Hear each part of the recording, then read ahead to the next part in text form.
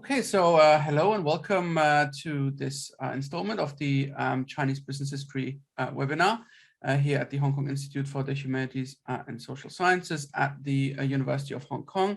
I'm Ghassan Moazin, an assistant professor here at the Institute, and I'm also joined by my colleague and co-convener, Dr. John Wong.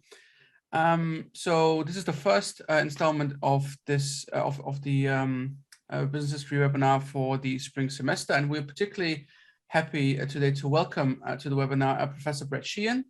Professor Sheehan is Professor of History and Chair of the Department of East Asian Languages and Cultures at the University of Southern California. He is the author of two very important books in the field of Chinese business history. One is Trust in Troubled Times, Money Banks and State-Society Relations in Republican Tianjin. And his second book was Industrial Eden, a Chinese capitalist vision. And both of these books came out with Harvard University Press, of course. And today he will be talking to us about a new paper he has come up that looks very interesting. That is, the title of that paper is Middling Elites, Middle Managers and Bank Professionals at the Shanghai Bank of China on the eve of the Communist Revolution. Now, before I hand things over to Brett, I should talk briefly about the format. So Brett is going to talk for around 30 minutes, and then we'll have around half an hour for Q&A. And you can, if you have any questions, you can submit them through the Q&A button in Zoom, and I will then read them out through the during the Q&A period, and Brett will then be able to get to reply to your questions. But without spending any more time, Brett, if you're ready, please feel free to start. Thank you very much. Thanks, Ghassan, and thank you, John, for the invitation. I am delighted to be here to talk to you all. So,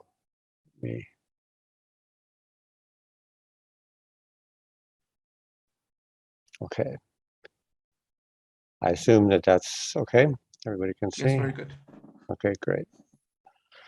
Yeah, so the talk that I'm giving today is related to a book chapter that I have just finished. It's going to be published in this new book that's edited by Christian Henriot, Cécile Armand, and Sun Huimin, forthcoming from Brill, called Knowledge, Power, and Networks, Elites in Transition in Modern China. And my chapter about what I'm calling middling elites stems from a very unusual source that I found at the #2 archive many, many years ago. Back when I was doing my research on Trust in Troubled Times, I came across this file, and it's been in my files for a very long time, and I decided to try to do something with it.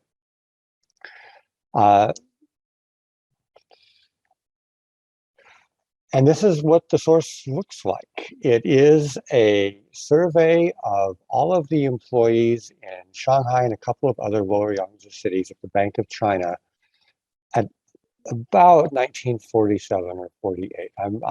47 seems to be the date that works best in terms of the internal nature of the data. I do not have it for the rest of China. It's possible they never took the survey in the other parts of China. As everyone knows, the Civil War was in full scale. So perhaps they only had results from, Shanghai and a couple of these other lower Yangtze branches. My talk today will be limited to Shanghai, just as a way of sort of delimiting what I have. And this survey has allowed me to shift the focus of the way we talk about elites. And certainly banking elites, we've talked, there's been a lot of writing and publication on banking elites. And I have argued elsewhere that we sort of need to broaden our idea of who banking elites are. But what I want to do here is sort of broadening at the top, is shifting our focus downward and looking at the people below that level of sort of banking elites we've normally talked about. People who, by any stretch of the imagination, would have been considered by an average Shanghai laborer, a dock worker, factory worker, as elite, right? They lived well, they had good salaries, they dressed well, they had office jobs, and they had responsibilities where they were often in charge of many, many people. So, by many sort of standards of what we consider elites, they would have been elite, and yet they are not at the top of the financial scale. So who are they? What do we know about them, and what can we conclude about the processes of elite formation, and especially professionalization based on this survey? If we think about bank hierarchies, this is kind of a rough sketch of the way banks were organized in the Republican period. Now, this certainly changed from bank to bank and even from year to year, but this gives you an idea of sort of what it would look like. At the top were the bank elites, people that we have sort of talked about in previous literature, founding entrepreneurs, John Gongchuan, people like that, right? Board members, presidents, and vice presidents.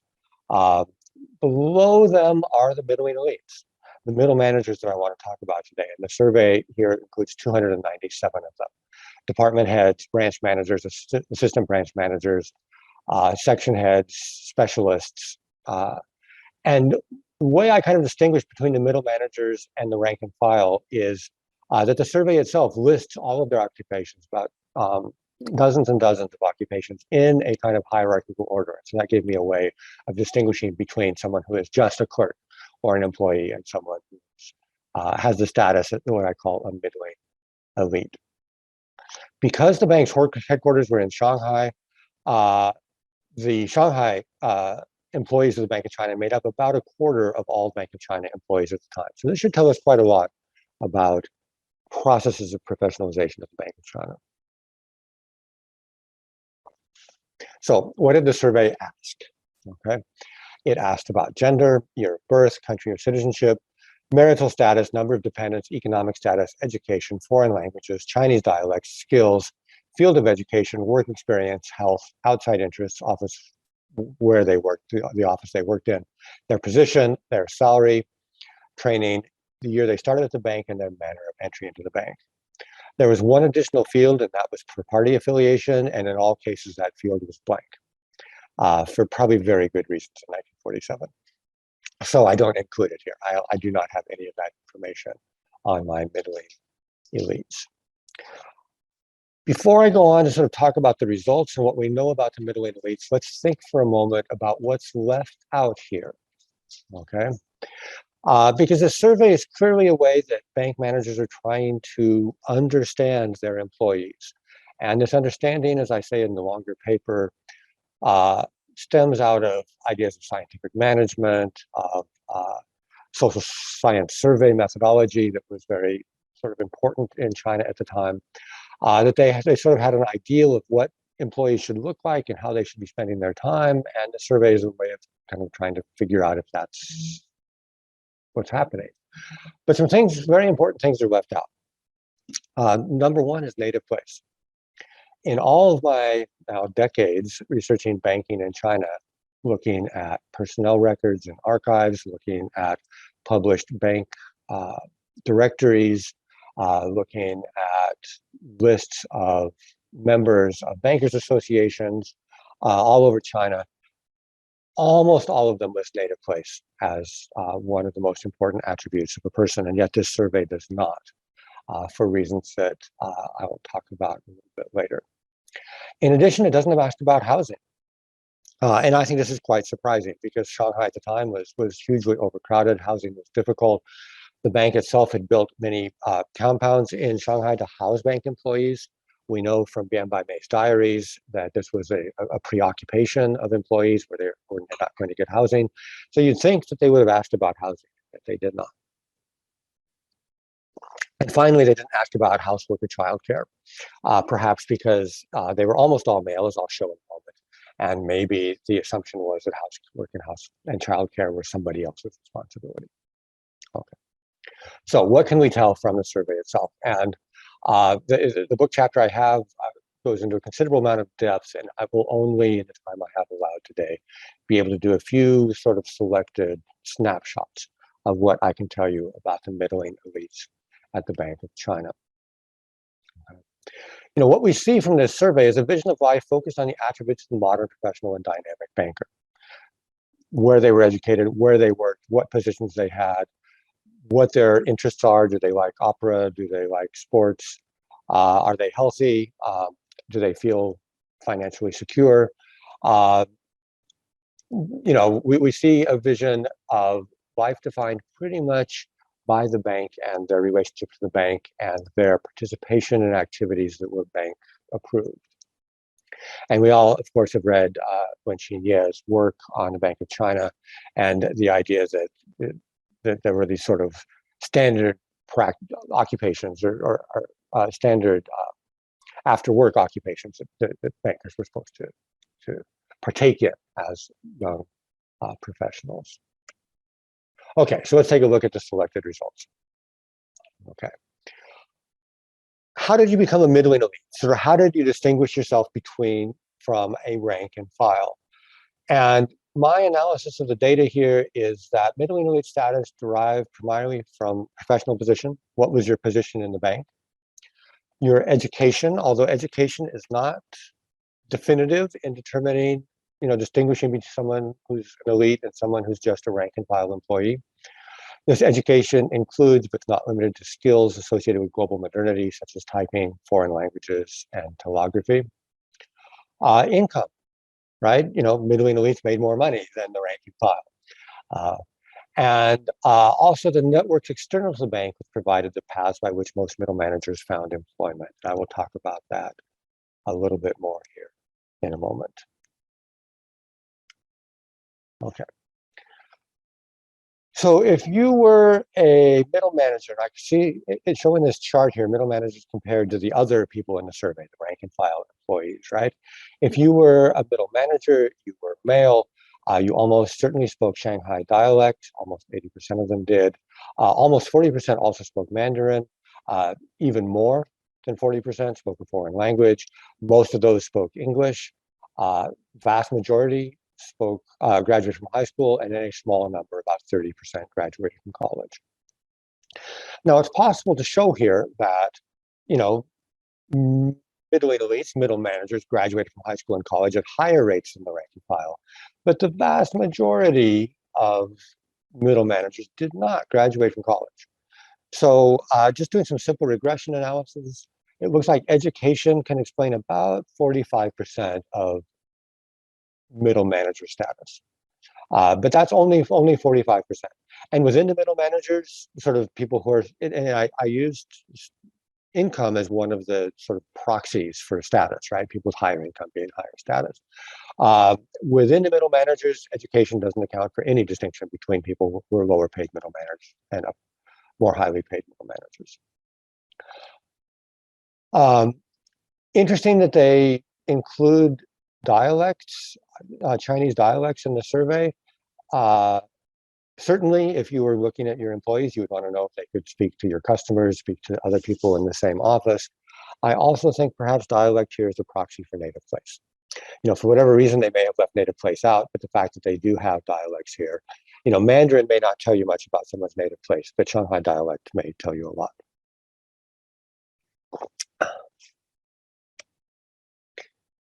Okay, so the differences between middle managers and rank and file employees. Middle managers were older, okay? They had worked for the bank longer, and this is one of the biggest explanations of elite status, that people were promoted within the bank. And if you stayed long enough, not everybody was promoted, not everybody became a middling elite, but clearly if you stayed with the bank longer, you had a better chance of entering management status. You were slightly more educated, and you made more money.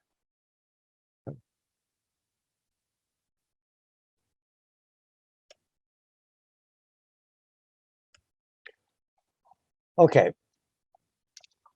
that's probably not terribly surprising. The kinds of things that we've seen so far.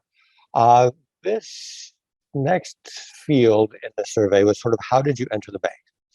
And these results may or may not be surprising, depending on what your preconceptions are. But the survey allowed for three possibilities. You entered the bank by introduction, right? As somebody who worked for the bank introduced you to the bank. So you entered the bank by school recommendation, or you entered the bank by examination. Now, this field was not complete for all the bankers. It was complete for about half of them, but it's enough that I think it gives us a really good feel. And if we look at the results, almost all of the middle managers who worked at the Bank of China had gotten their jobs by introduction. Okay, a very tiny number through school recommendation and none by examination.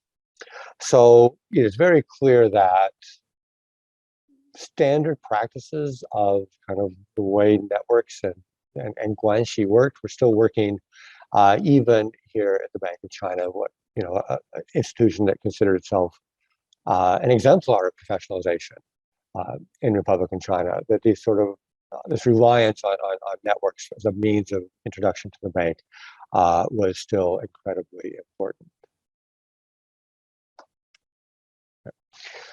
Talk a little bit about gender and women.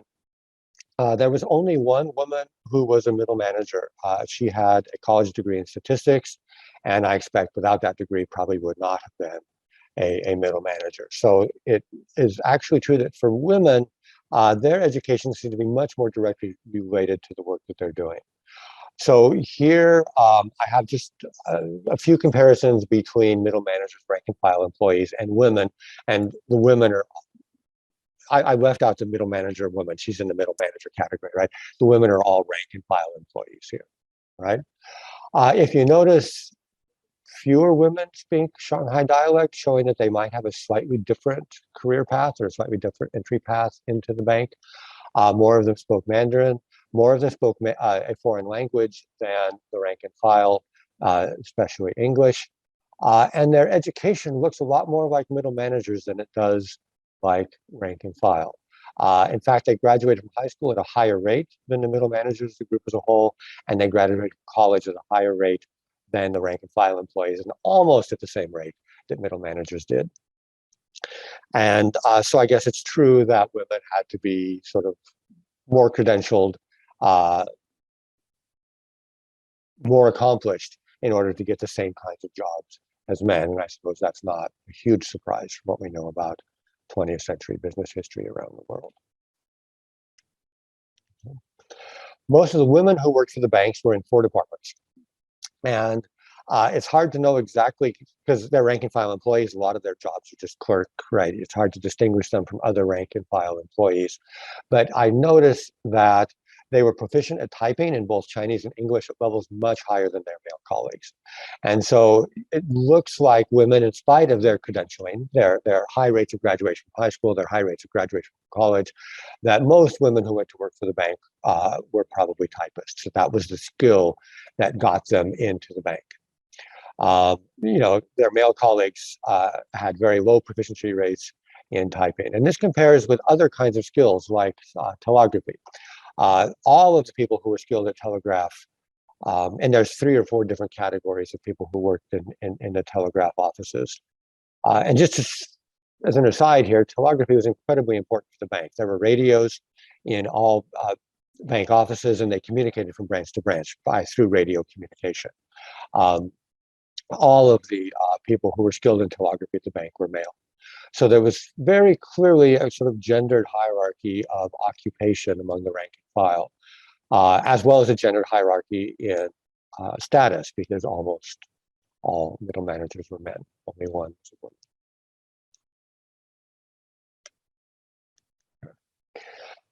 Now, these averages don't tell us the whole story. And in my larger chapter, I go into a lot of detail, or a lot more detail, about some specific cases, just doing profiles of individual bankers and what their career paths looked like. Time is limited here today, so I'm only going to give you one example, but I do think it's telling. So the median age of middle managers was 40 or 41 in 1947. So I took 2 middle managers who were 40 or 41 and sort of compared their attributes as listed in the survey. And what we see, they're both aged 40. They have almost the same number of dependents, 8 in one case, 7 in the other. They were both high school grads. One spoke Mandarin and the other spoke Mandarin and Shanghai dialect. They were both skilled at calligraphy, and yet one made 180 yuan a month and one made 240 yuan a month. So, on the surface, education, skills, background, don't determine everything about your place in the hierarchy of the Bank of China. Uh, that's a large distinction, 240 versus 180 grand. Oh, by the way, by the late 1940s, employees in many different enterprises in China had inflation adjustments, and the survey lists their salary, their base salary before inflation adjustment. So I think it's a good uh, proxy for status and for hierarchy, but it doesn't actually tell you how much money they were making because you would have to multiply it by whatever the inflation adjuster was for that week or that month to get their actual salaries. This kind of variation you see across the board in all age groups, all age cohorts. Yes, people who were more highly educated tend to be higher status, but there were many people who were not so highly educated that were also very high status. There's a lot of variation there. So what can we conclude here? One is the professionalization of middling elites at the Bank of China was very different from that of lawyers, teachers, and doctors in the same period. We've had the work of people like Sun Hui-min on this, where education was the mark of being, a professional in one of these cases. And that was not so much the case at the Bank of China. And just as an example, let me tell you about a man I met in Tianjin when I was in 1994, which is a very long time ago, I know, for many of you, possibly before you were born. But in 1994, when I was in Tianjin doing my PhD dissertation research, I interviewed an elderly man who spent his youth as an apprentice at a cash shop at a Yinhao, or what in North China they're called Yinhao, in Shanghai they'd be Qianzhuang, right? He spent his youth as an apprentice at a cash shop in the 1920s. He joined the cash shop as a 14-year-old adolescent through the intercession of a relative. He was introduced to his work. He had no specialized education prior to beginning his financial career. During his apprenticeship, he lived on site, spreading out a mat behind one of the counters to sleep at night. During the day, he worked the tasks he was given, and in the evenings, he practiced such important skills as calligraphy or using abacus. Professionalization at the Bank of China in Shanghai in 1949, as shown in this survey, differed in significant aspects. Most employees had completed high school, and many had higher education.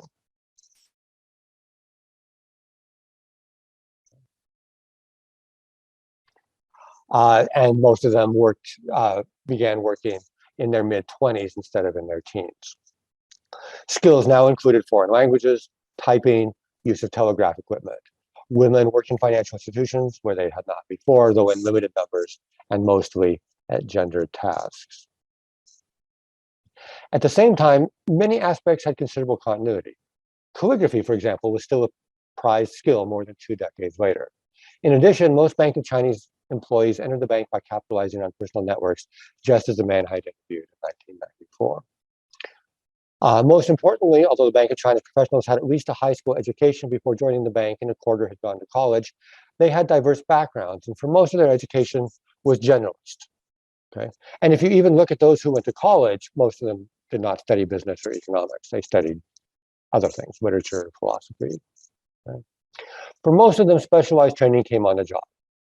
Although higher education had become one factor in promoting to middling elite status, most middle managers were promoted based on performance and skills learned at the bank, not on outside certification. For both the cash shop apprentice in the 1920s and the Bank of China employees in 1949, a specific job at a specific firm was the route to both professionalization and, for a few, status as middling elites. In fact, the former cash shop apprentice I had interviewed went on to work at a bank as an adult, showing a kind of seamless transition that belies notions of professionalization as new and different. The middling elites at the Bank of China were middling in many different ways, and let me think about a few of them. They stood between the elite bankers and the rank and file, right? So you had the Chen Guangfus and the Zhang Jiaos at the top of the hierarchy, and then you had the rank and file at the bottom, and in between you had the middling elites. They stood between specialized education and on-the-job training. So yes, they had some specialized education, or at least some of them did.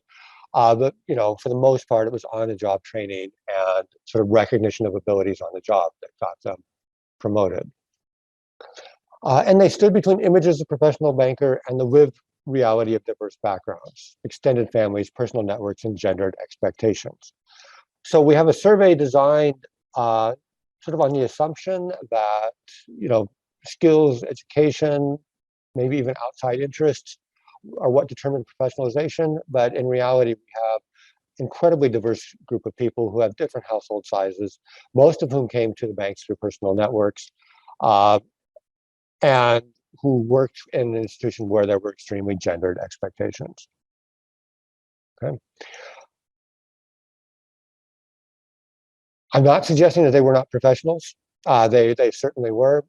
What I am suggesting here is that we need to think a little bit, that the middling elites serve as a good example and a good case study to make us think a little bit about the processes of professionalization and how embedded they were in other kinds of social networks and just the complications of human life.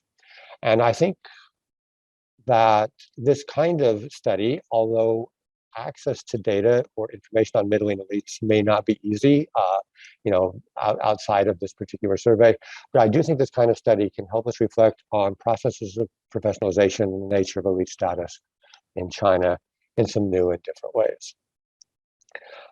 Thank you all for your attention. I do think I made the 30-minute mark. Very happy to address any questions that you might have. Yeah, thank you, Brett. Thank you so much for that wonderful talk, and yeah, really such a fascinating source, as you say. So, as I mentioned before, if you have any questions now for Professor Sheehan, please post them in the Q&A or through the Q&A button in Zoom, and I will read them out then.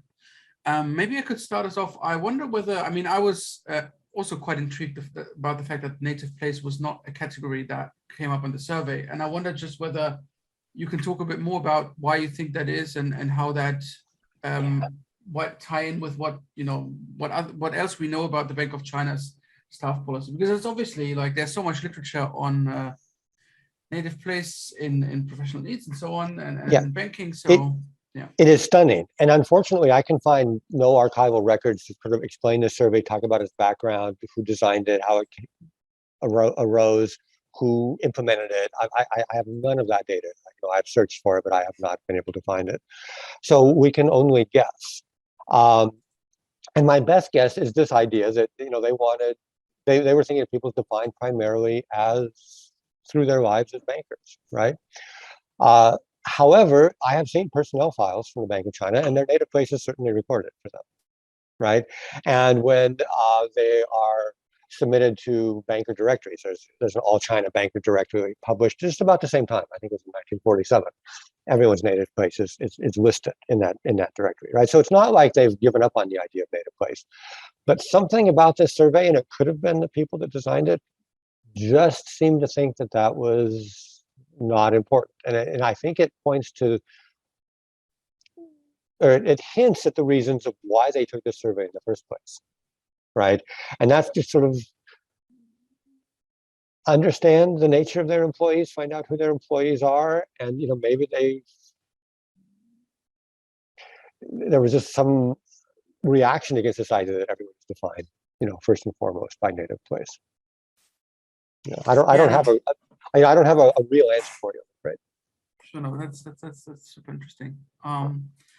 We've got a first question. Well, it ties in with this somewhat from Jeremy Young, and he says, "Thank you for sharing. I'm a Wu Chinese, broadly known as Chinese sometimes, speaker living in Hong Kong. Recently, I'm reading a book, Creating Chinese Ethnicity. It's a book written by a 1980s by a foreign scholar.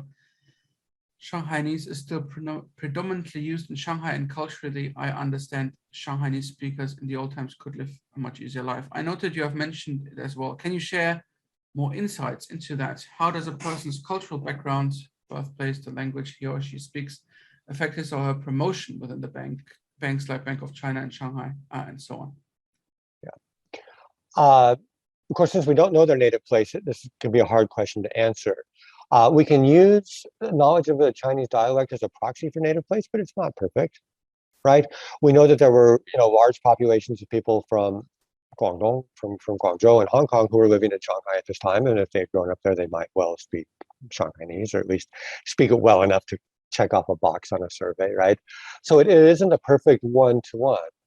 But the predominance of Shanghainese speaking among both the middle elite managers and the rank and files in Shanghai, both at the main office. And the main office had, well, I guess like 2 decades before, had moved from Beijing, right? It hadn't always been in Shanghai. But both at the main office, the main headquarters, and at the branches in Shanghai, shows to me that they did recruit mostly locally. Before we come to too facile conclusions about that, however, we are in the middle of a civil war and had just finished, the anti-Japanese war. Shanghai had been occupied, and there's no one has really studied or explained, what those disruptions meant in terms of recruiting and travel and the ability to go to new places, right? We know there's a huge sort of movement of people from the lower Yangtze into Sichuan. We know those kinds of things, but what it meant in 1947 or 1948 in Shanghai to be living in such times is hard to know. But all I can conclude, I'm afraid, is that they did recruit primarily locally. However, it was possible to be a middle manager without speaking Shanghai dialect, right? There were a number of them who did. And I suppose they spoke Mandarin or something else to their colleagues. But yeah, it wasn't a requirement. So yes, it might have been helpful to speak Shanghainese if you wanted to get a job at the Bank of China in Shanghai, but it wasn't strictly required. Sure, yeah, thank you. If I could just follow up on that, Sure. Because this comes from 1947, as you mentioned, is kind of a period in flux. So do we actually know what a lot of these people did after 49? Obviously the sort of top rank of people, they will have, some of them came to Hong Kong, or some of them, stayed, but we know less about that. Yeah. Sort of the high level banker that during the Civil War leaves Shanghai is sort of a very well-known story, but I don't know whether we know anything about these middling elites and what they did. Yeah, well, there's actually two sort of great migrations here, right? There's 1937, what did they do during the Japanese occupation of Shanghai? And then there is after 1949, what did they do after the Communist Revolution? And I was reading some bank archives also back in the 1990s. I'm not sure these are open to us anymore. And there were lots and lots of employees. If you look at the bank archives that sort of went to Chongqing, because the headquarters of the bank moved officially, to the southwest with the nationalists. There's hundreds of employees who left the bank in 1937 and came back in 1945, right? Clearly they stayed in Shanghai. They worked for the Bank of China under occupation, but they were not, because they were in the occupation, they were not considered sort of employees of the bank officially, right? I think most people stayed. I think some of them traveled, to the nationalist areas, but I think most people stayed in Shanghai. And I think that's true after 1949 as well. Yes, these people were elite-ish, right? They made more money than average, but they didn't have the kind of resources that would be necessary to set up a new life in Hong Kong or Taiwan. I don't have the data to sort of prove that, but my best guess is that most of them stayed.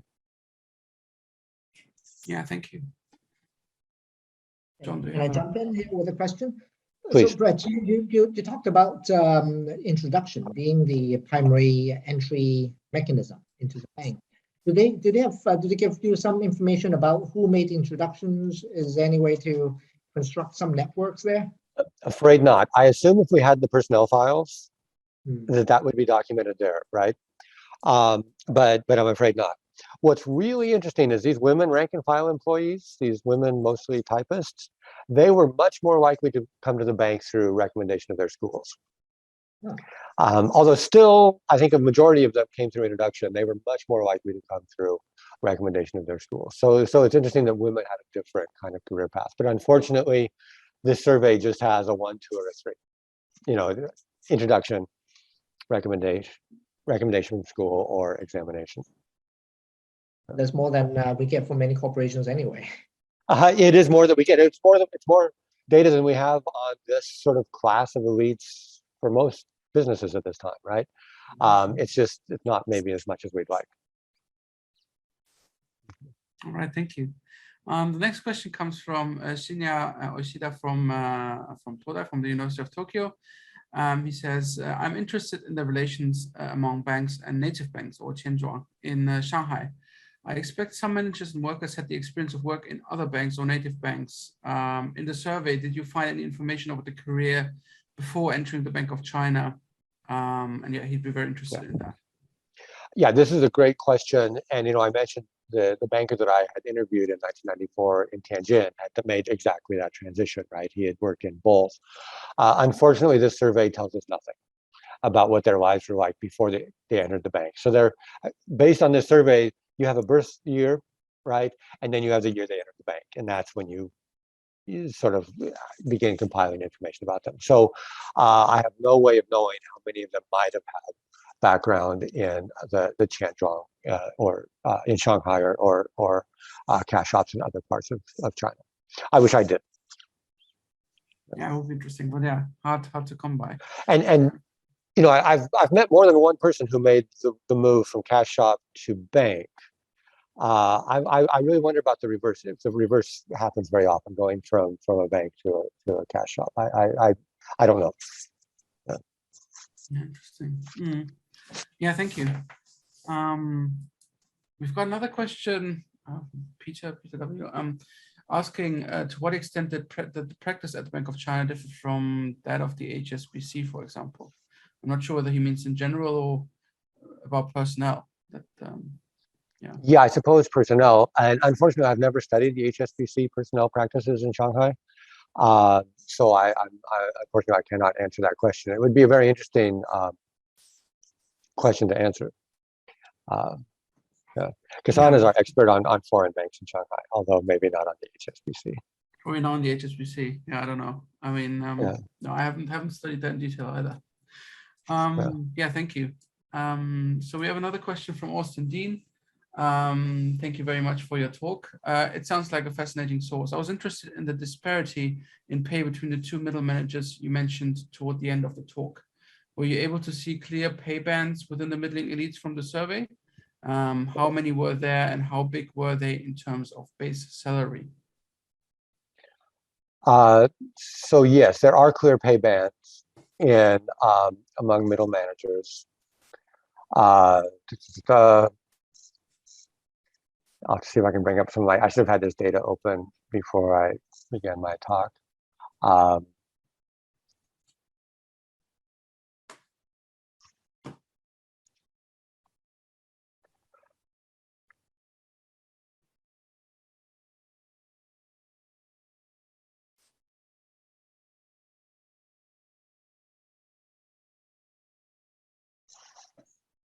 Okay. So, for example, there was a field on the survey that asked people to say whether they had only enough to get by, whether they were sort of okay, normal, whether they were relatively well off, or whether they were well-to-do. And I calculated the average salary for middle managers who had classified themselves at these different levels, or who had been classified by the survey takers at these different levels, right? So the only enough to get by had an average of 234 yuan a month. Those who saw themselves as normal was $296 a month. So that's 60 more yuan a month. Those who were relatively well off, Xiaokong, right, was 481. So it was almost 120 yuan more a month than the earlier group. And then those who said they were well-to-do, that they were comfortable, were making another 100 yuan a month. They were averaging 582 yuan a month. So there were huge pay differences among the middle managers. Rank and file employees in those same groups, the average ranged from about 75 yuan a month to about 100 a month. So they had a much, much more narrow band. Yeah, interesting. Okay. The aspect of pay that intrigues me is the inflation adjustment clause. How common is it in the big corporations in Shanghai at that time, and how does it work? Yeah, I actually don't have the answers to your question, John. I know most about this from my work on the Dongyao Corporation in Tianjin, where I saw ledgers at the Dongyao Corporation between their base pay, the 50 yuan or 70 yuan a month that the workers were making, and then the inflation adjustments. And by the late 1940s, the inflation adjustments came from the central Kuomintang or Kuomintangfu office, right? So they were determined by the state. And so I assume that large corporations were required to adhere to this. By the late 1940s, it's just insane. One month the inflation adjustment is 40,000, and the next month it's 102,000, and the next year it's 737,000. I mean, it's just the numbers are just insane. So someone who's making a base salary of 75 yuan, and then they have an inflation adjustment of 100 something thousand. The numbers just don't make any sense anymore, right? So I think from my analysis, I think the base salaries tell us a lot. But the whole process of the inflation, yeah, we need to know more about that. Mhm. I agree.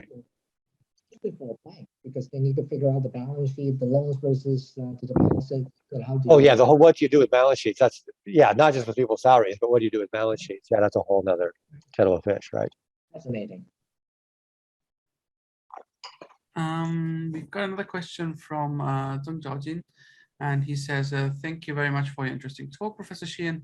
Through exploring the survey, what do you think is the defining characteristic of being an quote-unquote an elite in the banking industry, or generally speaking? Is there anything commonly shared by these people other than their middle level positions? Well, we call them middling elites for the moment, right? Because we do need to distinguish between them and the people at the top. They're male, they're generally more highly educated than the rank and file, and they have been able to follow some sort of promotion path that got them to their position. Just like the two examples I showed of people who had the same educational background and they were the same age, who had different salaries, right? Some people get promoted. And whether that's because of innate ability,